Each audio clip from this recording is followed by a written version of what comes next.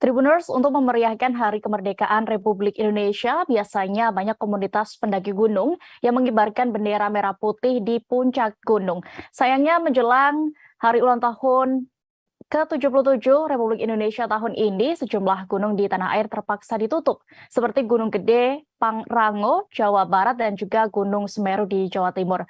Pendakian Gunung Gede dan Gunung Pangrango akan ditutup sementara waktu pada 14 hingga 21 Agustus 2022 mendatang.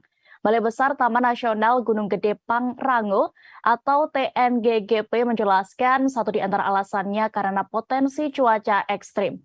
Selain itu, adanya pencegahan kebakaran hutan serta dalam rangka pemulihan ekosistem di kawasan TNGGP. Para calon pendaki di kedua gunung tersebut pun diimbau untuk membatalkan atau menunda perjalanan hingga destinasi beroperasi kembali.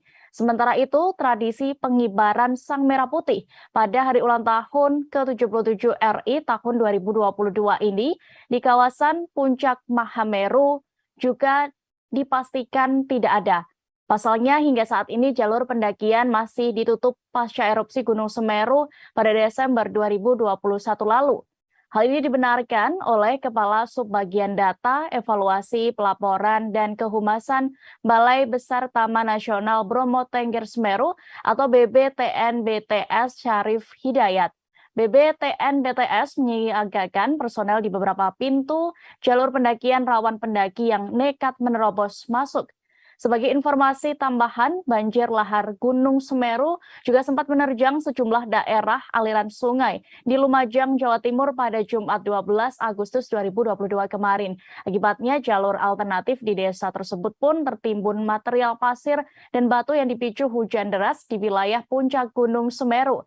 Rusaknya jalur alternatif akibat banjir lahar dingin tersebut juga membuat ratusan warga di Dusun Sumber Langsep, Desa Jugosari, Kecamatan Candipuro terisolir. Banjir lahar dingin mengalir ke arah Sungai Regoyo dengan membawa material vulkanik.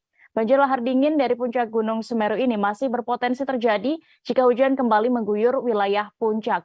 Warga yang bermukim di sepanjang aliran lahar dingin pun diimbau selalu waspada dan menjauhi jalur aliran lahar dingin saat hujan turun.